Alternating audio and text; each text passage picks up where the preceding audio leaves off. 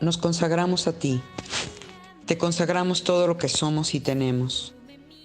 Nos ponemos en tus manos este día que hemos separado para ti, para conocerte más, para conocer tu palabra, para prepararnos mejor en esta misión que tú nos has encomendado. Ponemos en tus manos nuestra inteligencia y nuestra voluntad, nuestro tiempo, este momento que estaremos en reflexión y oración. Ven tú, Señor, a aclarar nuestras ideas. Ven y enséñanos qué debemos hacer.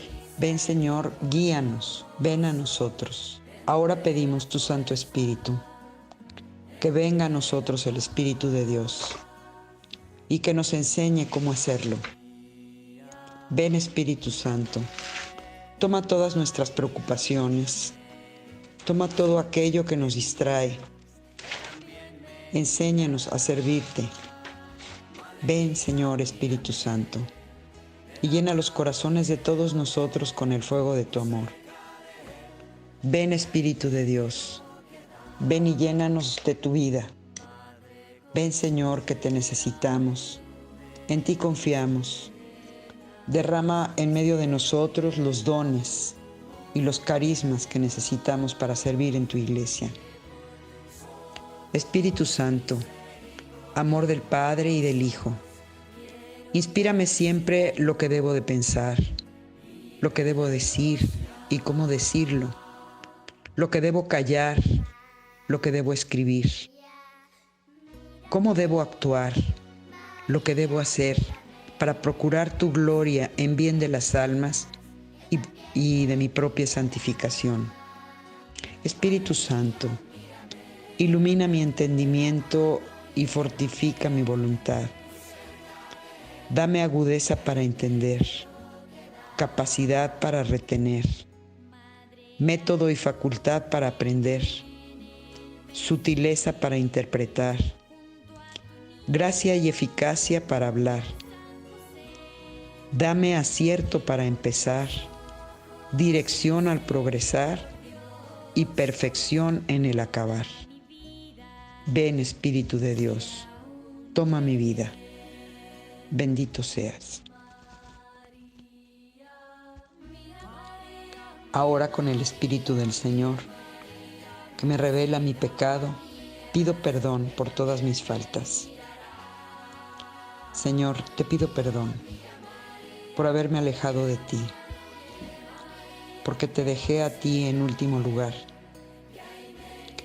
Perdóname, Señor, porque hago tus cosas al aventón, porque soy negligente, por mi falta de cuidado, por mi falta de delicadeza para contigo.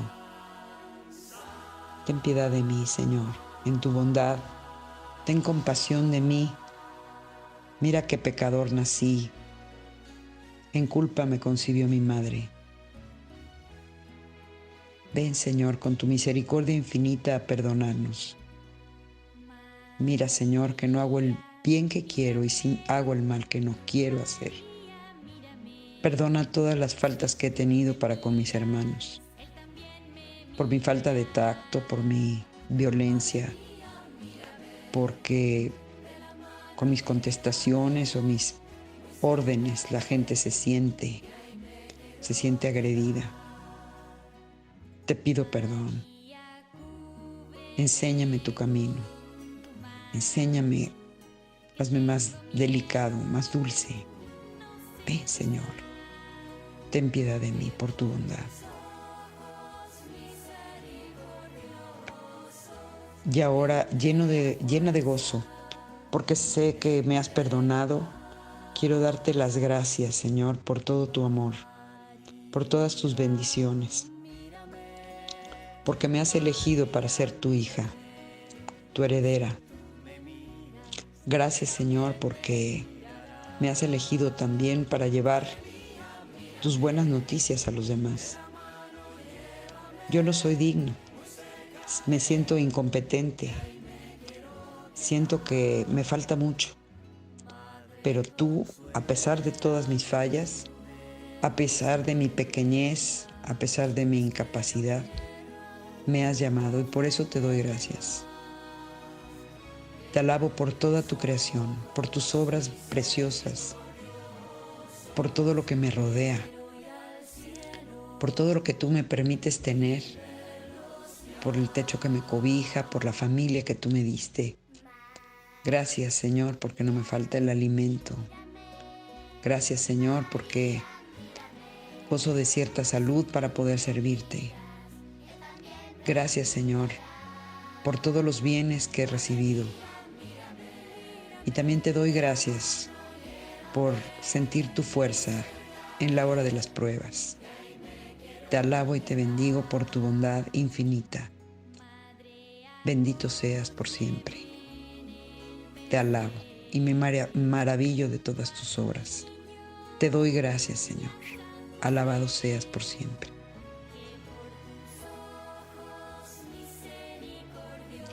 Y ahora, Señor, te doy gracias por el regalo maravilloso que nos diste, estando tú en la cruz, próximo a morir. Nos dejaste a tu Madre Santísima, a la Virgen María, que desde entonces ha cumplido bien esta encomienda que tú le hiciste, de ser Madre nuestra, de ayudarnos, de enseñarnos. Gracias porque ha tenido la delicadeza de aparecerse en cualquier parte del mundo para ayudar, siempre para ayudar, cuando algún país tiene algún problema. Hoy reclamamos su presencia en medio de nosotros y porque le hemos consagrado este curso a ella, Santa María de Guadalupe, que es la estrella de la evangelización. Mamá María, yo te pido que vuelvas a hacer el milagro que hiciste en el Tepeyac en 1531. Gracias, Mamá María, porque nos hiciste el milagro de reconocer la fe verdadera de tu Hijo Jesús. Hoy míranos con compasión, Madre nuestra. Mira a este grupo de evangelizadores, de catequistas, que pretendemos llevar la buena nueva de tu Hijo amadísimo que nos ha salvado. Y a veces no sabemos cómo, o tenemos miedo, o nos da vergüenza, o sentimos que no lo vamos a hacer bien. Pero si tú vienes con nosotros, si tú nos alientas, si tú nos tomas de la mano y nos acompañas, estaremos a salvo. Estaremos seguros, estaremos acompañados. Ven, Mamá María, queremos hacer lo que tu Hijo quiere, de ir y evangelizar a todas las gentes, para que se bauticen en el nombre del Padre y del Hijo y del Espíritu Santo, o que si están bautizadas recobren el sentido de su bautismo. Así como enseñaste a los apóstoles, ven ahora con nosotros, ven, te rogamos, sé nuestra aliada, en ti confiamos. Bendita seas, Mamá María, te amamos con todo el corazón. Alabada seas por siempre. Es que no quiero ofenderle más que por tus ojos misericordia. ¿Qué tal, queridos hermanos? Nos hemos dado cuenta ya cómo Dios nos ama de una manera personal e incondicionalmente. Pero en el tema pasado vimos que la mala noticia es que el pecado nos impide experimentar ese amor de Dios. El hombre necesita fuerzas, salvación, porque no puede salvarse por sí mismo. Vamos a ver entonces cuál es la buena noticia. La buena noticia es Jesús. Si el hombre era incapaz de llegar a Dios, Dios toma la iniciativa y hace su morada en nuestro campamento. Leamos del prólogo de San Juan, capítulo 1, nada más el verso 14, aunque el prólogo es hermosísimo. Pero el verso 14 dice claramente: y la palabra se hizo carne y puso su morada entre nosotros, y hemos contemplado su gloria, gloria que recibe del Padre como Hijo único. Así que Dios toma la iniciativa, hace su morada en nuestro campamento. Nosotros no teníamos las fuerzas necesarias para subir hasta Él, y entonces Él baja a nosotros. Es Jesús la solución. Veamos el siguiente cuadro. Lo hemos puesto así, como un avioncito que trae un anuncio de buena noticia. Hace 25 años todavía las buenas noticias para una ciudad se podían ver en un avioncito que colgaba un letrero vistoso, y por eso lo hemos dibujado así. Y la buena noticia que nos debíamos de aprender de memoria, que está en Juan 3, 16, 17. Dice así: de tal manera amó Dios al mundo que le envió a su Hijo único, para que todo el que crea en Él no perezca, sino que tenga vida eterna. Porque Dios no ha enviado a su Hijo al mundo para juzgar al mundo, sino para que el mundo se salve por Él. Palabra de Dios. Qué hermosa noticia. Jesús es la solución. Y lo vemos también en la palabra de Lucas 2, versos 10 y 11, que es cuando el ángel les anuncia a los pastores de Belén la noticia, la gran noticia. Dice así: el ángel les dijo, no tengan miedo, pues yo vengo a comunicarles una buena noticia que será motivo de mucha alegría para todo el pueblo. Hoy, en la ciudad de David, ha nacido para ustedes un Salvador, que es el Mesías y el Señor. Vean, hermanos, esta solución que se llama Jesús, porque su nombre significa Yahvé salva. El nombre de Jesús es Yahvé salva. Así se lo dijo el ángel también a San José, cuando, muy triste San José, y me imagino muy preocupado, muy angustiado, había decidido repudiar en secreto a María. Y el ángel le dice, no temas en recibir a María tu esposa. Mira, tú eres el que le pondrás el nombre al hijo que dará a luz, y lo llamarás Jesús, porque él salvará al pueblo de sus pecados. Palabra de Dios.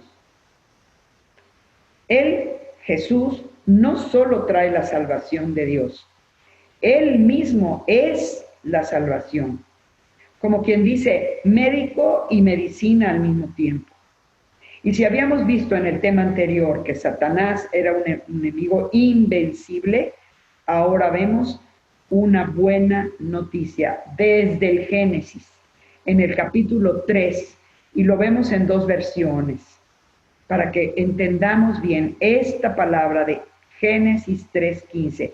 Fíjense, memoricen, en Juan 3:16 está la buena noticia, y en Génesis 3:15 está este anuncio.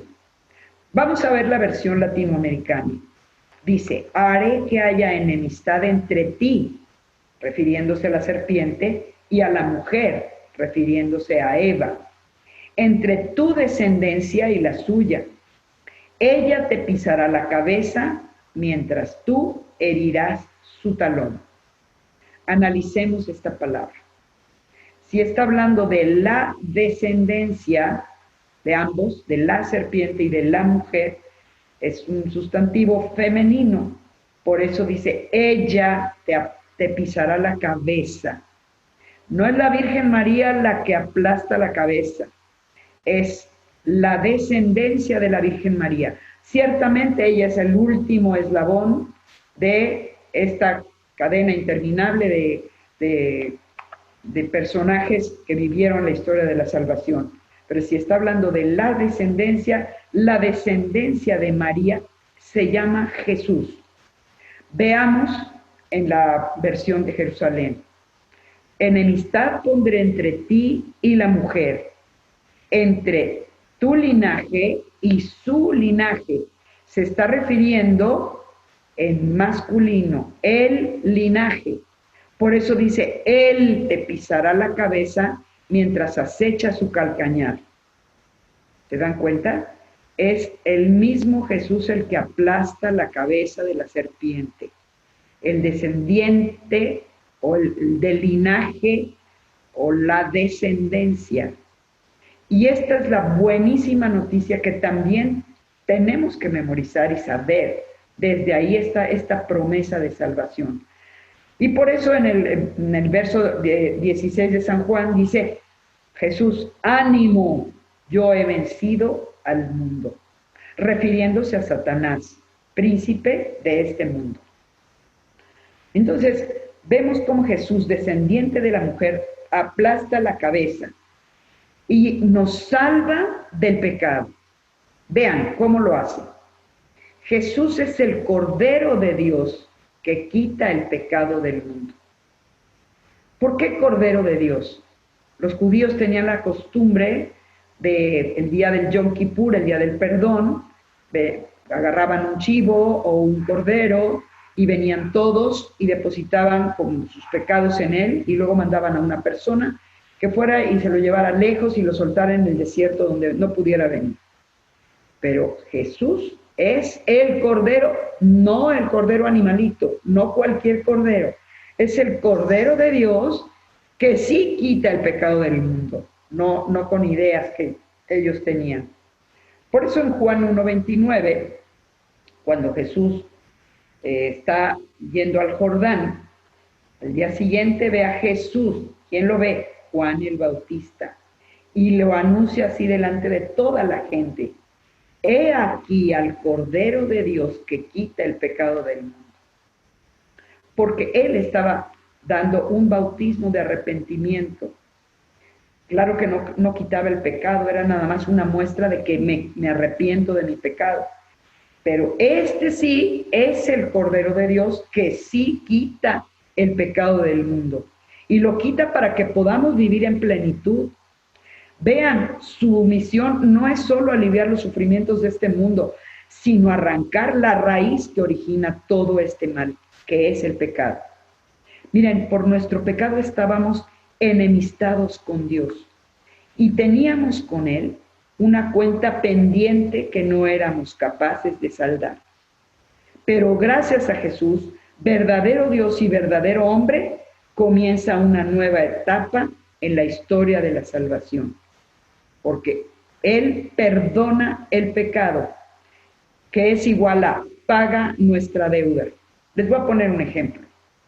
Hagan de cuenta como si nosotros vamos a un restaurante, invitamos a alguien y al momento de querer pagar la cuenta, ¡ay, se me olvidó la cartera, no traigo tarjeta! Y entonces vamos a tener que ir irremediablemente a la cárcel o nos tenemos que quedar ahí a pagar con nuestra mano de obra lavando platos.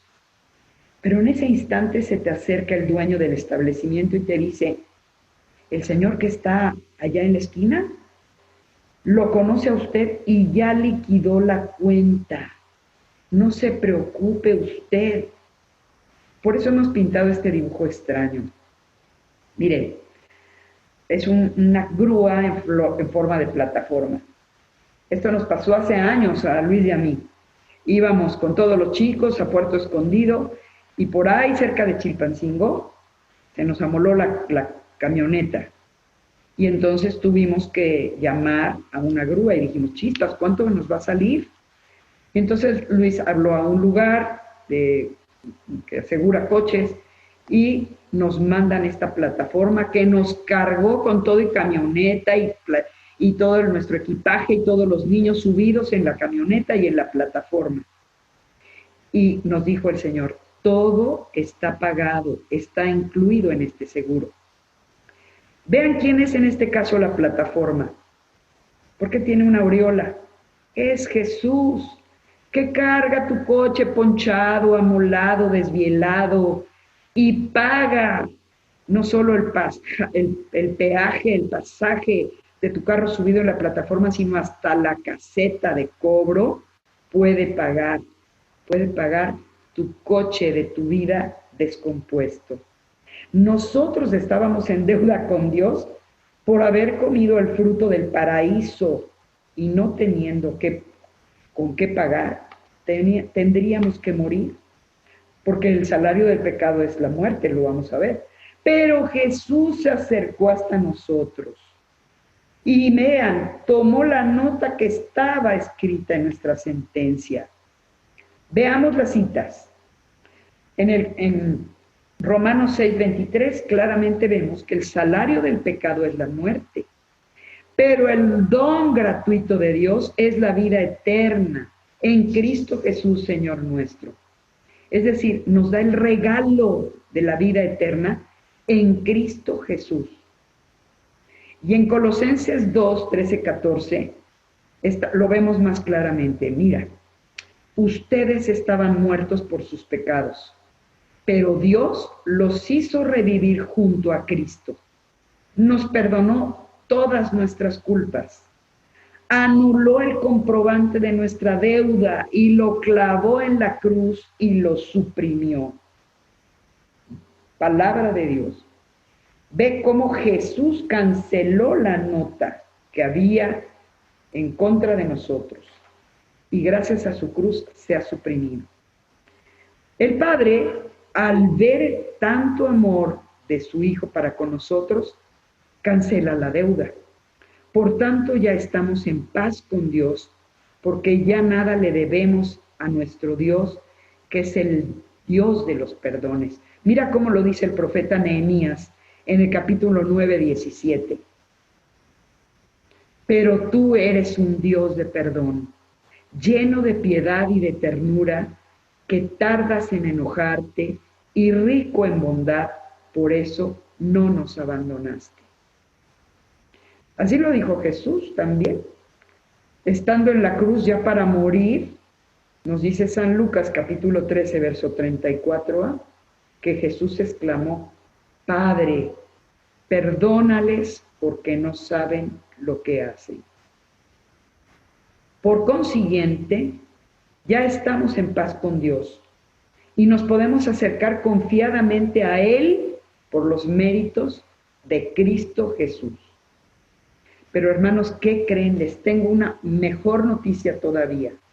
No solo perdona el pecado, sino que Dios, que tiene todas las cosas buenas del mundo, tiene una cosa mala. ¿Qué creen? Una mala noticia. Olvida el pecado. Olvida el pecado. Entonces, Dios no solo perdona nuestras culpas y pecados, sino que lo olvida para siempre. Cuando Dios perdona y siempre nos perdona, perdona para siempre. No recuerda jamás nuestros pecados perdonados, no trae una lista negra de todos nuestros pecados.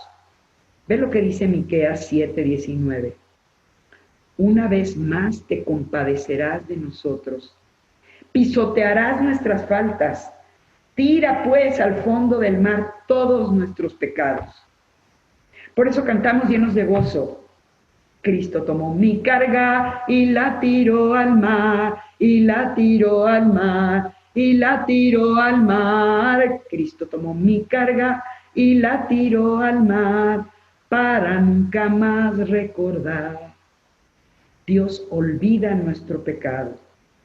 Mira cómo dice Jeremías 31:34. Dice Yahvé: yo entonces habré perdonado tu culpa y no me acordaré jamás de tus pecados. Dios nos había prometido con el profeta Jeremías que ya no iba a recordar nuestros pecados. Así Dios no tiene delante de nosotros un cuaderno o una lista o una computadora con nuestra ficha en donde están anotados todos nuestros pecados. Están completamente olvidados por Él, porque es muy bueno, es rico en misericordia. Solo se le puede reprochar que tiene mala memoria para nuestros pecados. Y cuando Dios se vuelve para mirarnos, nos encuentra santos e inmaculados en su presencia, puesto que ya la sangre de su Hijo nos purificó de todo pecado y nos ha llevado hasta la perfección. Vean esta cita en Hebreos 10, 12 al 14 y 17. Cristo, por el contrario, ofreció por los pecados un único y definitivo sacrificio y se sentó a la derecha de Dios, esperando solamente que Dios ponga a sus enemigos debajo de sus pies. Su única ofrenda lleva a la perfección definitiva a los que santifica. ¿A quiénes santifica? A nosotros. Y nos brincamos hasta el verso 17. No volveré a acordarme de sus errores ni de sus pecados. ¿Se dan cuenta, hermanos? ¡Qué dicha! Y otra buena noticia. Nos libera del pecado, haciéndonos criaturas nuevas. Tal como sucedió en aquellos matrimonios antiguos concertados por los papás, que aún siendo niños, los futuros contrayentes ya estaban comprometidos. Y pues como te podía tocar un marido bueno, te tocaba un marido malo. Desde que nacíamos, éramos desposados con el pecado. Pero ahora mira cómo les dice San Pablo a los Corintios, en capítulo 11, verso 2. Estoy celoso de ustedes. Y son celos de Dios, pues los he ofrecido a Cristo como una joven virgen a la que yo he desposado con el único esposo Cristo. Ya no estamos desposados con el pecado, estamos desposados con el mismo Cristo Jesús.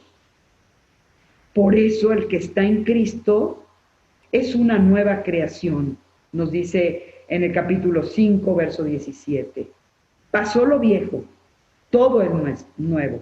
Y por eso cantamos, Cristo rompe las cadenas del pecado. Cristo rompe las cadenas y nos da la salvación. ¿Te das cuenta? Nuestro hombre viejo murió, ahora somos completamente nuevos en Cristo Jesús.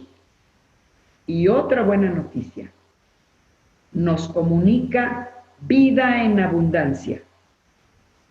Dios no envió a su Hijo amado únicamente para desatar nudos o romper cadenas, sino que especialmente fue enviado para traer vida y vida en abundancia. Y esta cita pues nos la podemos aprender facilísimo. Dice Jesús, yo he venido para que tengan vida y la tengan en abundancia. Y en Romanos 5:20 dice, donde abundó el pecado, sobreabundó la gracia. Porque Jesús es la presencia del amor del Padre para con los pecadores. Así que donde éramos pecadores, ahora en Cristo Jesús sobreabunda la misericordia de Dios. Él vivió la vida humana en plenitud, enseñándonos la verdadera dimensión de haber sido creados a imagen y semejanza de Dios. Jesús le da un auténtico sentido a la existencia humana y entonces instaura la paz en todas sus dimensiones. Y vamos a tomar 3 ejemplos del Evangelio. El primer Evangelio lo conocen ustedes muy bien y es el Evangelio de la mujer adúltera, en Juan 8, 3, 11. Los que la sorprendieron pecando la llevaron ante Jesús, seguros de que iba a confirmar pena de muerte, como estaba escrito en la ley mosaica. Pero contrariamente a eso, Jesús tiene fe en ella, y aunque haya sido infiel, le devuelve la dignidad perdida. Leamos. La mujer adúltera. Los maestros de la ley y los fariseos le trajeron a una mujer que había sido sorprendida en adulterio. La colocaron en medio y le dijeron, Maestro, esta mujer es una adúltera y ha sido sorprendida en el acto. En un caso como este, la ley de Moisés obliga a matar a pedradas a la mujer. ¿Tú qué dices? Le hacían preguntas para ponerlo en dificultades y tener algo de qué acusarlo. Pero Jesús se inclinó y se puso a escribir en el suelo con el dedo. No sabemos qué escribía. Sigamos mirando la palabra de Dios en el verso 7. Y entonces, como ellos insistían en preguntarle, se enderezó y les dijo, aquel de ustedes que no tenga pecado, que arroje la primera piedra. Se inclinó de nuevo y siguió escribiendo en el suelo. ¿Qué crees tú que estaba escribiendo? Ningún exégeta nos lo dice. Pero yo me imagino que estaba escribiendo pecados chicos y grandes y más grandes, y lo iban viendo aquellos hipócritas, fariseos y escribas.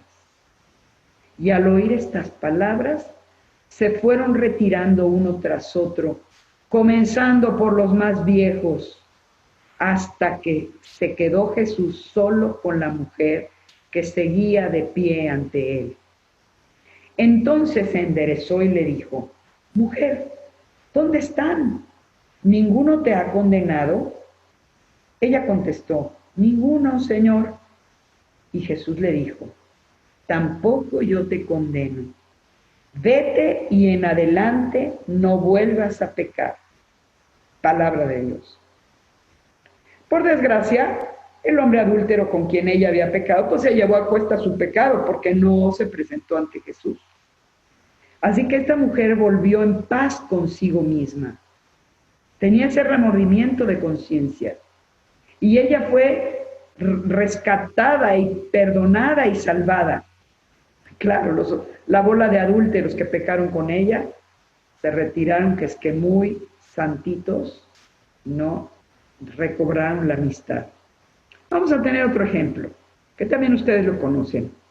Está en el Evangelio de San Lucas, capítulo 19, versos del 1 al 10, y es la historia del rico Zaqueo. Vamos a ver. Zaqueo era un hombre muy rico. Zaqueo, al que nada le faltaba, excepto estatura. Sin embargo, para compensarla, había acumulado riquezas a costa de injusticias y opresiones, aprovechándose de los demás. Vamos a verlo en la palabra de Dios, en Lucas 19, 1-10. Habiendo entrado Jesús en Jericó, atravesaba la ciudad. Ahí había un hombre llamado Zaqueo, que era jefe de cobradores de impuesto y muy rico. Quería ver cómo era Jesús, pero no lo conseguía en medio de tanta gente, pues era de baja estatura. Entonces se adelantó corriendo y se subió a un árbol para verlo cuando pasara por ahí. Cuando Jesús llegó al lugar, miró hacia arriba y le dijo: Zaqueo, baja enseguida, pues hoy tengo que quedarme en tu casa. Sigamos viendo en el verso 6. Zaqueo bajó rápidamente y lo recibió con alegría. Entonces todos empezaron a criticarlo y decir: se ha ido a casa de un rico que es pecador.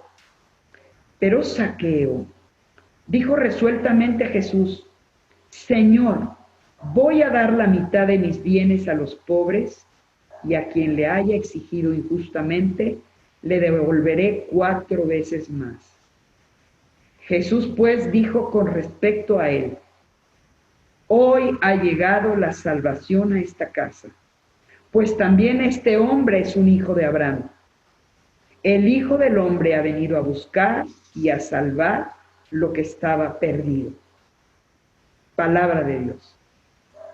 Vean entonces, en ese momento cambió todo para Zaqueo. Se mudó la seguridad donde estaba afianzada su vida, es decir, en el dinero.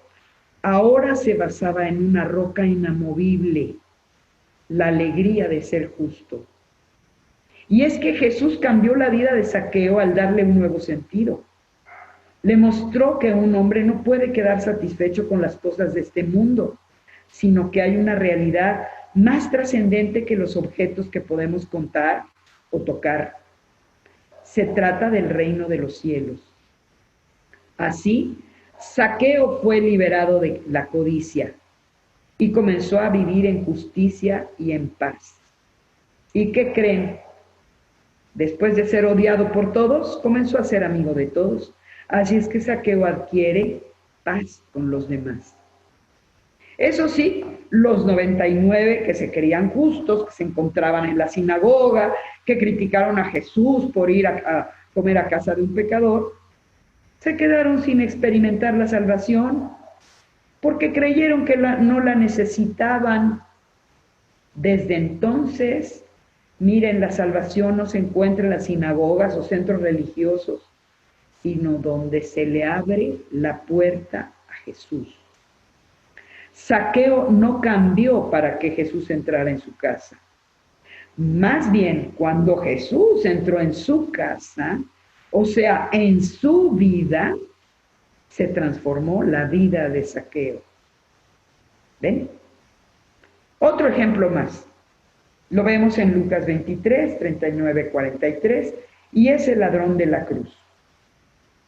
Por asesino y por ladrón lo habían condenado a morir en una cruz. Ni los azotes ni la cárcel fueron capaces de hacerlo cambiar. Nada ni nadie podía corregirlo. Por eso lo condenaron a muerte y fue crucificado el Viernes Santo a la derecha de otro hombre, Jesús, que ningún mal había cometido. La ley lo había condenado. Incluso él mismo llegó a estar de acuerdo con que no había otro remedio para él sino la muerte.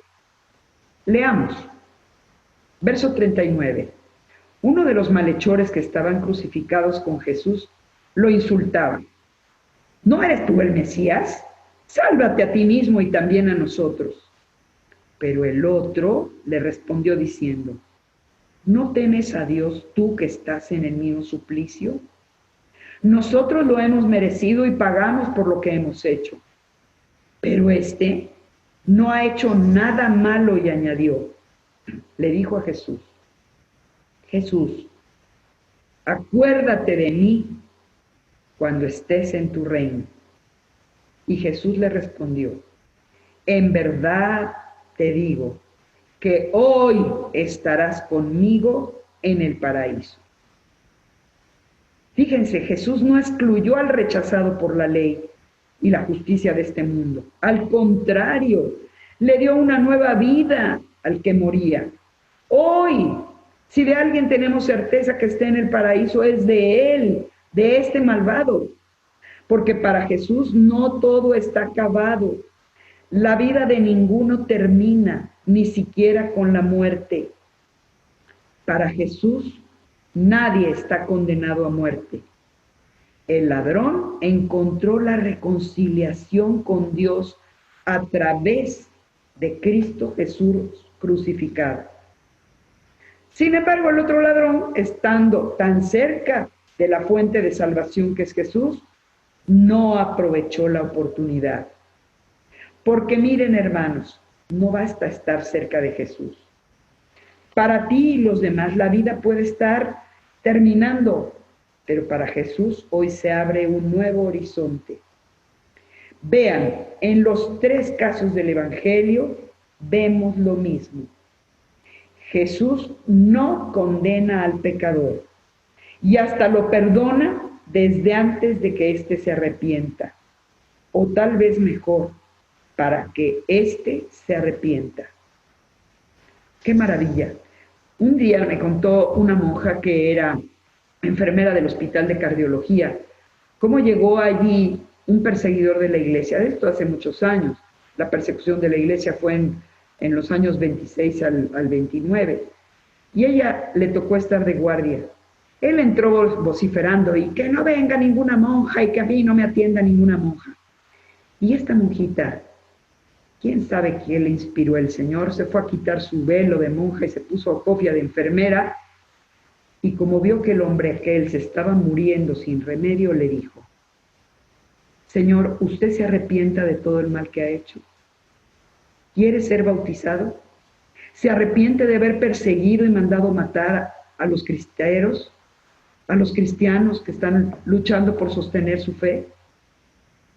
El hombre nada más alcanzó a apretar la mano de la enfermera monja, y la monja con el mismo garrafón del agua que había en el buró del hospital, lo bautizó. Fíjense, esto nos lo contó ella, un secreto que nadie supo, ni la familia, ni los guardias que estaban en la puerta para impedir el paso de las monjas. Cómo Jesús tuvo misericordia de él y en el último momento le mandó a esta santa mujer y lo bautizó en ese momento. Vean la misericordia de Dios. Se vale de cualquier cosa. Ahora vamos a ver cómo se realizó nuestra salvación. Entonces, En la letra A vimos que Jesús es la salvación. ¿Y cómo nos salva? Ahora vamos a ver cómo nos salva.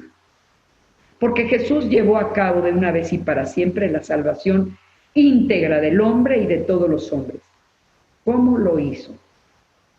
Primero, por su encarnación. Así se le ocurrió a él. Increíble que haya deseado encarnarse, que se haya ofrecido al Padre para venir a la tierra y vivir como nosotros, igualito a nosotros, menos en el pecado. La prueba de que Dios nos ama es que siendo nosotros pecadores, nos envió a su propio Hijo, quien siendo de condición divina, se hizo como nosotros. Leamos Hebreos 4:15. Pues no tenemos un sumo sacerdote que no pueda compadecerse de nuestras flaquezas, sino que, probado en todo igual que nosotros, excepto en el pecado. Así nos salvó Jesús. Asumió cada una de nuestras limitaciones humanas y vivió plenamente nuestra vida con su grandeza y su miseria. Lloró, cantó, se sintió solo y abandonado, o se llenaba de gozo y su rostro reflejaba esperanza. Pero tampoco le faltó el momento del temor y la angustia. Gozaba y admiraba la naturaleza, los campos, el cielo, los animales, pero también sufría al punto de derramar lágrimas por la dureza del pueblo. En fin, al hacerse hombre unió en sí mismo, en una sola persona, tanto la vida del hombre como la vida de Dios. La ruptura entre Dios y el hombre originada por el pecado original de nuestros primeros padres quedó unida para siempre en el Dios hombre que se llama Jesús. Por eso en el Evangelio de San Mateo capítulo 1, verso 23, vemos cómo desde 750 años antes de Cristo, el profeta Isaías ya lo venía anunciando. Dice, una virgen concebirá y dará luz a un hijo y le pondrán por nombre Emmanuel. En el idioma de Jesús, Immanuel, que significa Dios con nosotros. Y si Dios está con nosotros, ¿quién podrá estar en nuestra contra? Vean la cita de Romanos 8, 31 al 39. Veamos esta cita. ¿Qué más podemos decir? Si Dios está con nosotros, ¿quién estará contra nosotros? Si ni siquiera se reservó a su propio Hijo, sino que lo entregó por todos nosotros, ¿cómo no va a dar con Él todo lo demás? ¿Quién acusará a los elegidos de Dios? Dios mismo los declara justos. ¿Quién los condenará? ¿Acaso será Cristo el que murió y más aún resucitó y está a la derecha de Dios intercediendo por nosotros? ¿Quién nos separará del amor de Cristo? ¿Acaso las pruebas, la aflicción, la persecución, el hambre, la falta de todo, los peligros o la espada? Nada puede separarnos del amor de Cristo. Sigamos leyendo hasta el verso 39. Como dice la Escritura, por tu causa nos arrastran continuamente a la muerte, nos tratan como ovejas destinadas al matadero, pero no. En todo esto saldremos triunfadores gracias a aquel que nos amó. Yo sé que ni la muerte, ni la vida, ni los ángeles, ni las fuerzas del universo, ni el presente, ni el futuro, ni las fuerzas espirituales, ya sean del cielo o de los abismos, ni ninguna otra criatura podrán apartarnos del amor de Dios manifestado en Cristo Jesús, nuestro Señor. Palabra de Dios. Así lo dice San Pablo. Nada, absolutamente nada, ni las penas, ni las aflicciones, ni criatura alguna nos podrá apartar del amor de Cristo. Jesús es el buen pastor. Miren lo que hace. Es un exceso de amor inaudito el que se entrega por cada uno de nosotros. Veamos esta cita de Juan 10:18. Más bien, no está puesta. Nadie me quita la vida, yo la doy voluntariamente. Pero vamos a dar un paso más. Hemos hablado de la encarnación y la vida de Jesús, pero también por su pasión y su muerte. Su muerte vicaria quiere decir que toma nuestro lugar, lo que a nosotros nos tocaba pagar, lo paga Él. Veamos Romanos 5:8. Pero Dios dejó constancia del amor que nos tiene. Cristo murió por nosotros cuando aún éramos pecadores. Y en Colosenses 2:13-14 dice, ustedes estaban muertos por sus pecados y su misma persona no estaba circuncidada, pero Dios los hizo revivir junto a Cristo. Nos perdonó todas nuestras culpas. Anuló el comprobante de nuestra deuda. Esos preceptos que nos acusaban, lo clavó en la cruz y lo suprimió. Palabra de Dios. Porque los judíos decían que la circuncisión, esta operación quirúrgica a los varones de Israel, era suficiente para ser salvados. Pues no. ¿Y los no circuncidados qué? Y los que después iban a ser convertidos, como todos los paganos, los extranjeros, los no judíos, entre otros nosotros, ¿cómo íbamos a ser salvados? Pues no somos salvados más que por los méritos de Jesucristo nuestro Señor en la cruz. Miren, Jesús no fue asesinado, Él entrega la vida. Veamos la siguiente cita. Juan 10:17 y 18a. El Padre me ama porque yo doy mi vida para retomarla de nuevo. Nadie me la quita, sino que yo mismo la entrego. Cristo mismo la entrega. Cristo mismo medio muerto después de la flagelación y la coronación de espinas. Nada más imagínenselo, cómo le habían dado de golpes, que estaba ya moribundo. Toma la cruz para cargarla él mismo. Y en 2 de Corintios 5:21 dice, Dios nos hizo cargar con nuestro pecado. Dios hizo cargar con nuestro pecado al que no cometió pecado, para que así nosotros participáramos en él de la justicia y perfección de Dios. Esa cruz que Jesús echó al hombro nos tocaba a nosotros. Ese suplicio de la cruz nos tocaba a nosotros.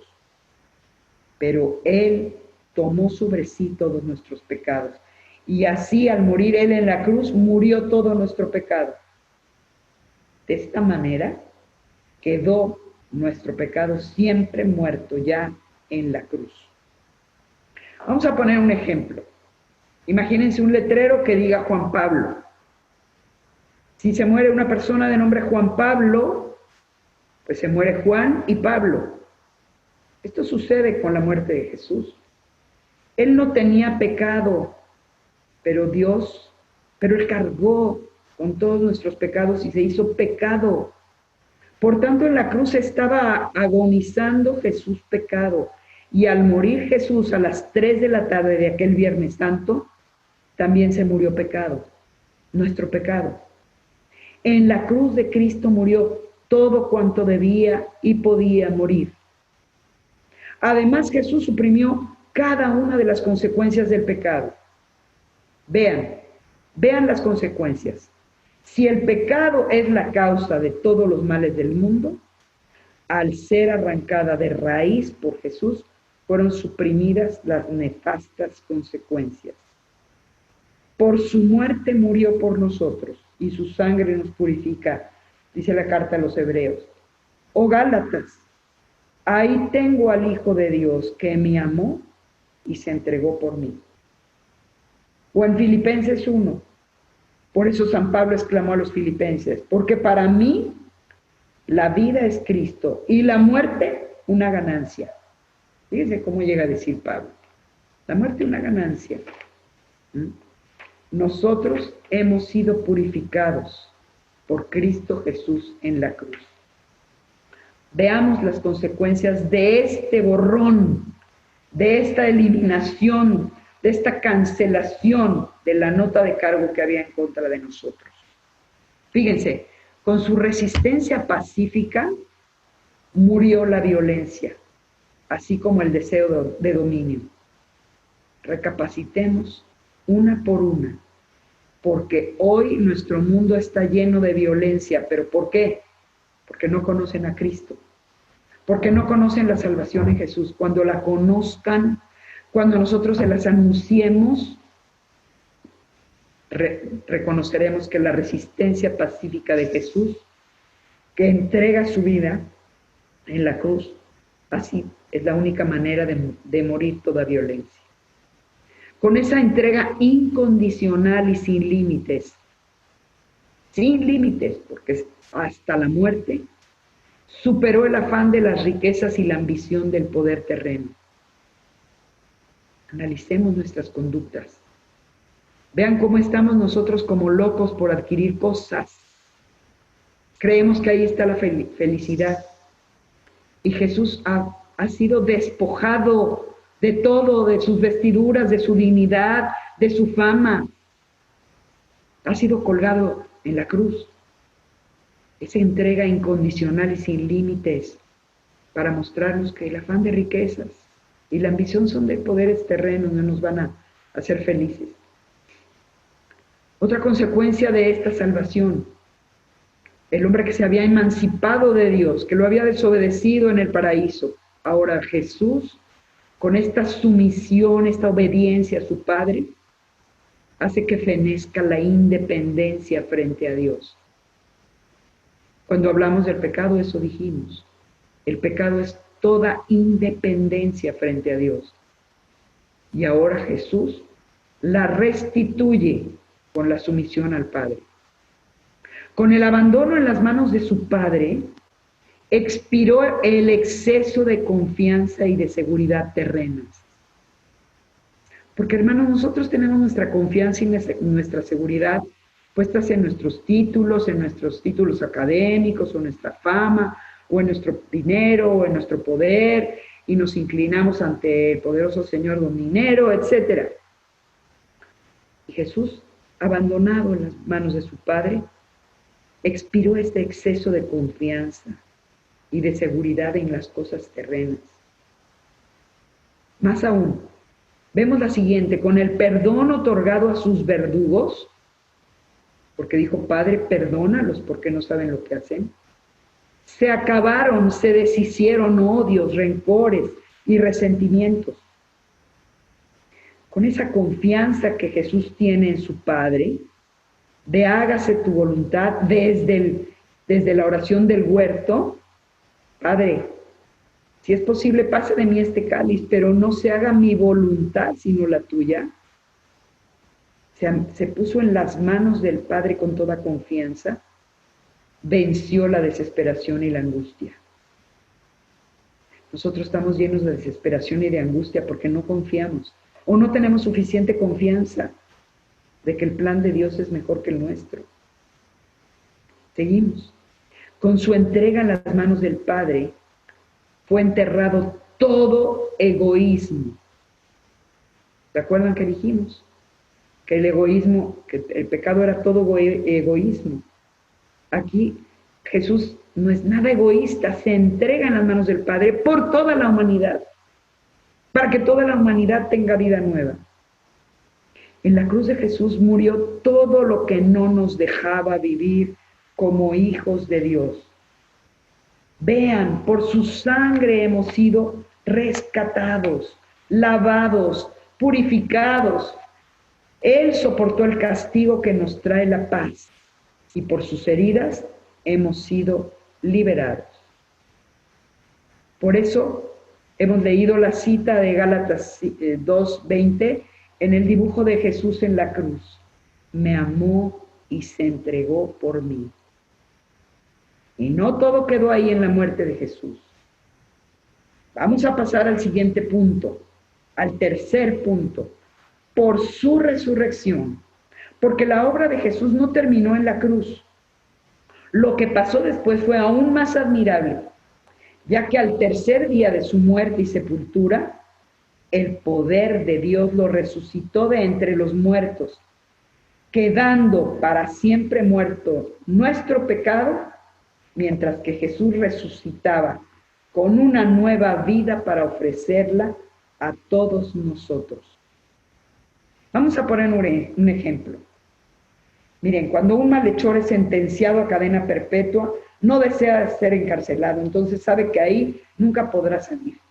Entonces tratará de escapar, forcejeará con los policías, de cualquier modo quiere escaparse. Y para que esto no suceda, 1 o 2 policías se amarran con él con las esposas y ambos o los 3 ingresan en el reclusorio. Es cierto que los policías entran en la cárcel, pero en cuanto dejan al preso tras las rejas, salen los policías o el policía y el malvado queda preso. Eso mismo fue lo que hizo Jesús para encarcelar nuestro pecado, para enterrar nuestro pecado. Cargó con él hasta la tumba y ahí lo dejó encerrado y enterrado. Pero al tercer día, Jesús salió de la tumba para dejar para siempre sepultado nuestro pecado. En la resurrección Jesús vence la peor de todas las consecuencias del pecado, la muerte en Cristo. Puede llegar a ser hasta una ganancia, por eso San Pablo dice, para mí la muerte es ganancia. Y en 1 Corintios 15:55 está esta famosa frase de San Pablo: ¿dónde está, oh muerte, tu victoria? ¿Dónde está, oh muerte, tu aguijón?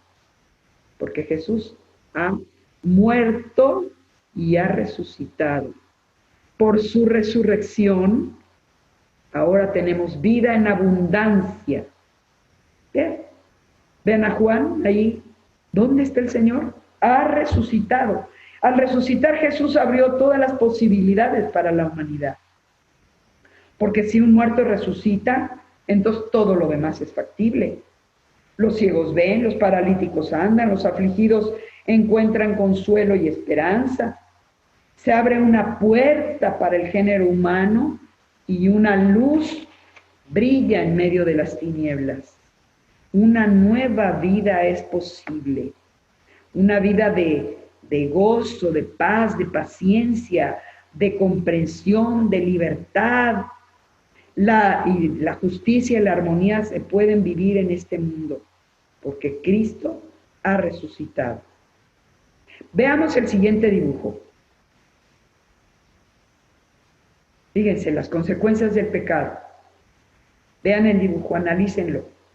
La ecología rota, hay injusticias, opresiones, colonialismos, dependencias, depresiones, adicciones, sexo desordenado, tristezas, vicios, angustias, temores,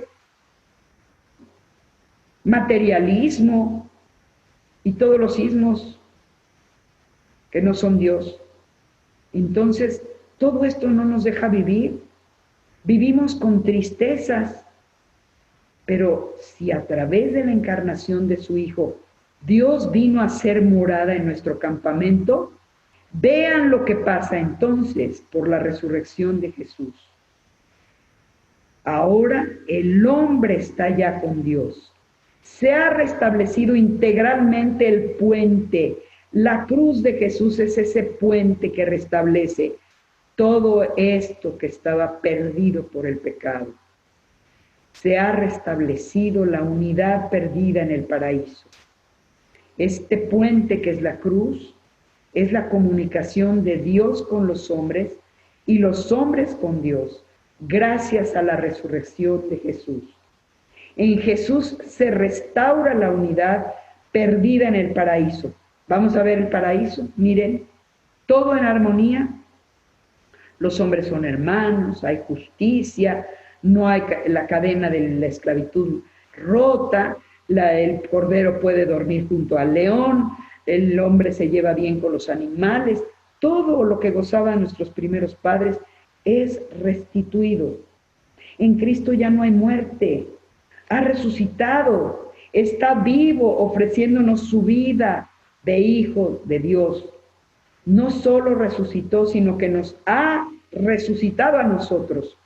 Veamos la grandeza de la salvación, la gratuidad de la salvación. Vean esta buena noticia de la gratuidad de la salvación.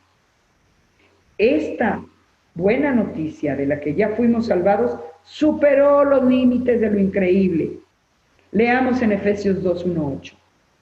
Ustedes, dice San Pablo a los Efesios, pero póngansela en primera persona. Nosotros estábamos muertos a causa de nuestras faltas y de nuestros pecados.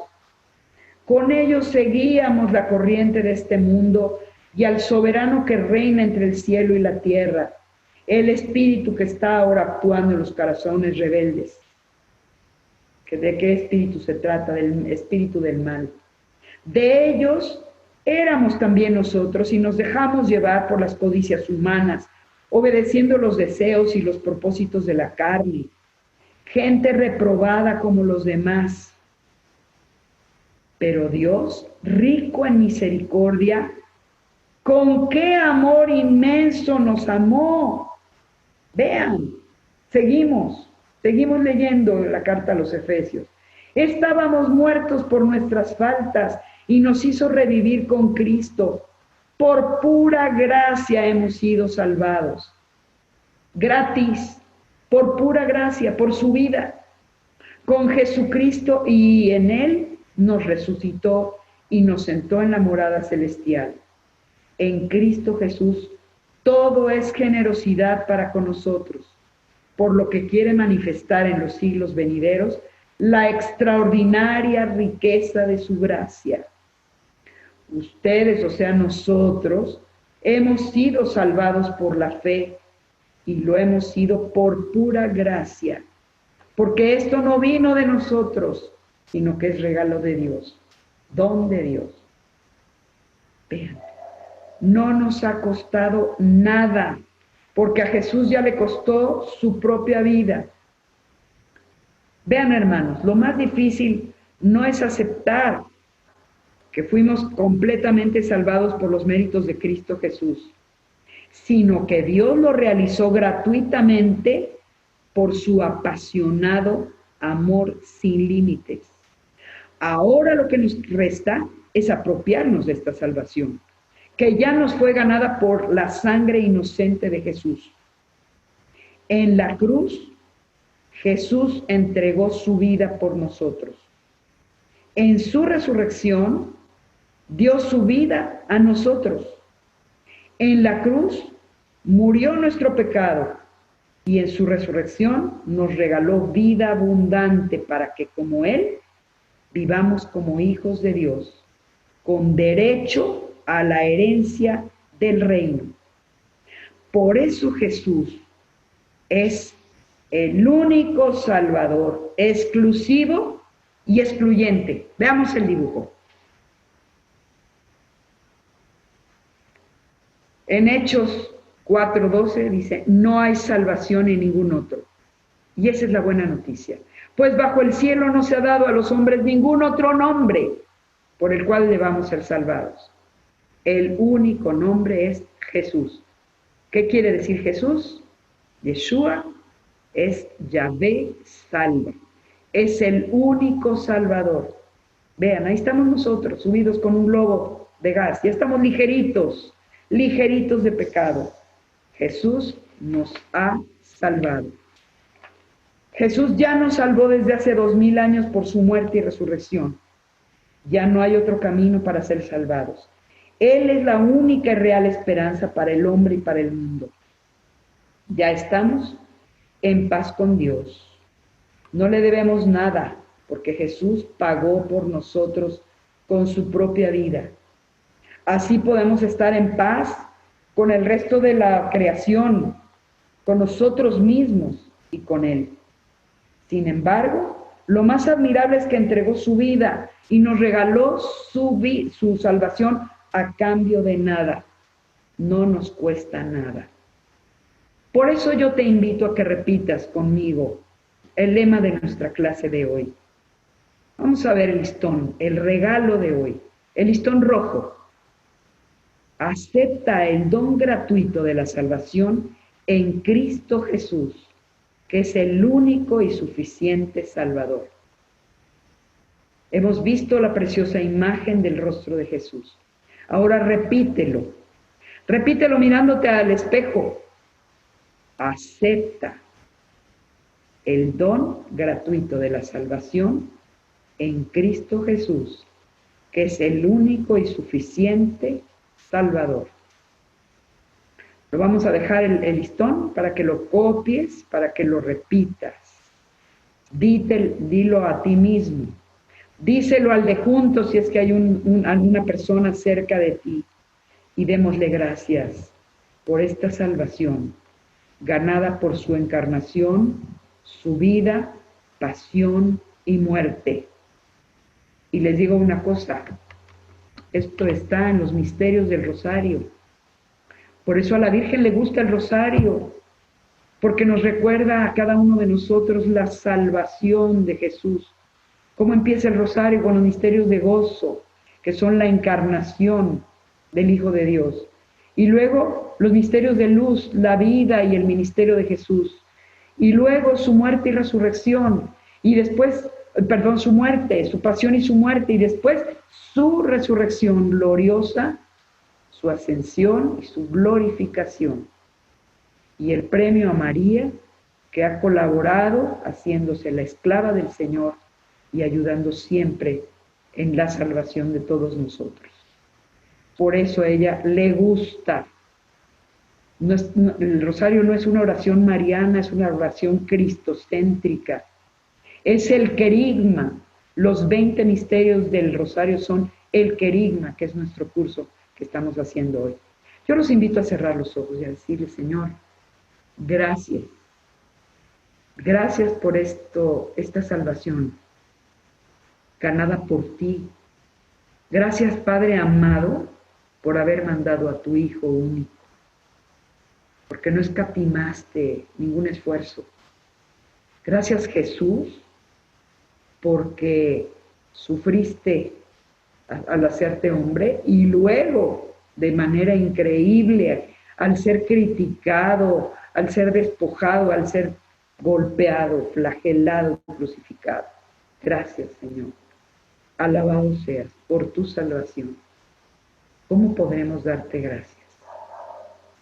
La manera excelente para darle gracias es yendo también a la Eucaristía, porque ahí se repite este misterio de la vida, pasión, muerte y resurrección de Cristo, que nos salva y se nos entrega a nosotros. Gracias, Jesús, porque nos salvas siempre, porque todos los días está dispuesta la salvación para nosotros. Bendito seas, Señor. Gracias, Señor, por tu salvación. Por eso yo los invito a que cantemos con el canto que hemos puesto a continuación. Repítanlo. Tanto amó Dios al mundo que su único Hijo Él le entregó para que todo aquel que crea en Él no muera, mas tenga vida eterna. Jesús está vivo, Jesús está vivo, es el pan de vida bajado del cielo. Jesús está vivo, Jesús está vivo, su sangre me sana y sacia mi alma. Está vivo, está presente, mi Dios es real y yo le adoro reverente.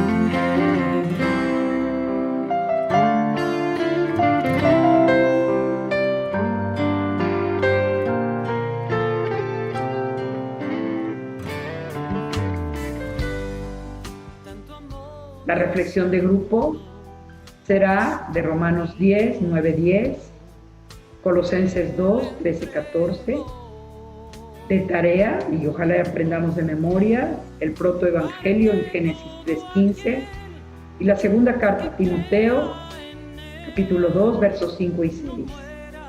Memorizamos la buena noticia de Jesús, que tanto amó Dios al mundo que le dio a su Hijo único, en Juan 3, 16, 17, y yo he venido para que tengan vida y la tengan en abundancia. Ánimo, hermanos, es muy poquita la tarea realmente, pero si vamos aprendiendo las citas y las hacemos nuestras, vamos a tener un gozo indescriptible. Dios los bendiga.